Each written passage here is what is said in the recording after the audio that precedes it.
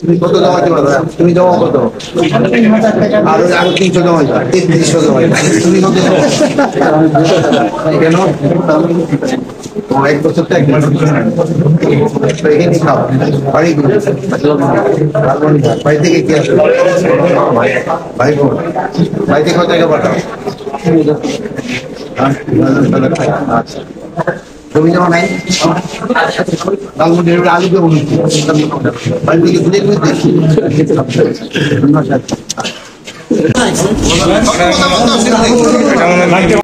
40 টাকা না 45 টাকা মেবি। 40 টাকা?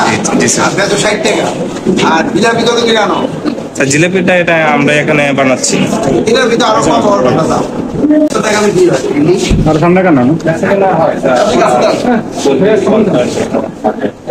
কর্মচারী কই?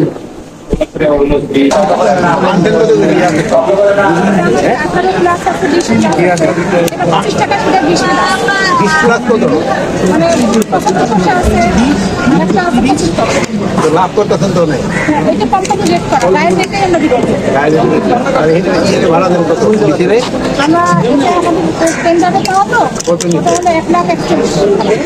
কোন পর্যন্ত সবকটা কি দিনেরই লোক?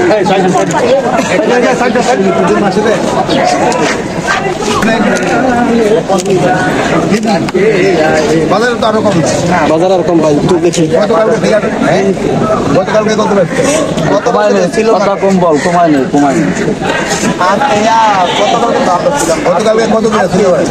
আমরা তো বলতে পারলাম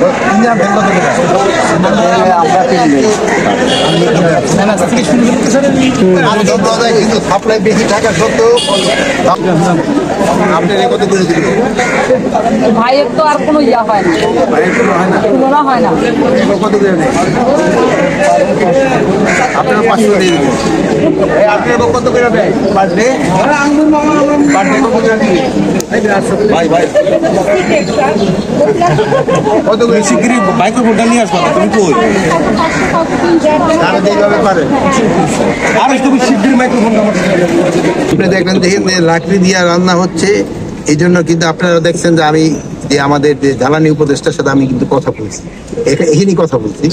এখানে গ্যাসের ইটা দেওয়া হয়, গ্যাস সংযোগটা গ্যাসের সংযোগ আছে বা গ্যাসের এখানে প্রেশারটা নেই। উনি হয়তো আগের গ্যাস এটা ব্যবস্থা করেন। এখন রোজার সময় কিন্তু এদের যতটুকু অথরাইজ ওর থেকে একটু বাড়িয়ে দেওয়া হয়।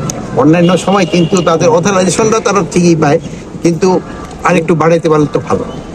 এখন দেখেন যে 2 নারীর উপরে যে হামলা হয়েছে, ওটা ক্ষেত্রে আমি যতটুকু জানছি ওনারা 2 জন নাকি সিগারেট খেতেছে এবং কিছু লোক নাকি নামাজ পড়তে যেতেছিল। এই সময় ওই ওনারা বাধা দেওয়ায় ওই তাদের উপরে চা ছড়ে নেয়। তা আপনারা জানেন ওপেন জায়গায় কিন্তু সিগারেট খাওয়া এই নারী পুরুষ সবার জন্যই নিষেধ। এটা কিন্তু একটা অফেন্স। এই জন্য আমি আপনাদের কাছে অনুরোধ করবো ওপেনে যেন কেউ সিগারেট না খায়। আর এখন তো এই যে রোজার সময় সবারই একটু সংযমী হতে হবে।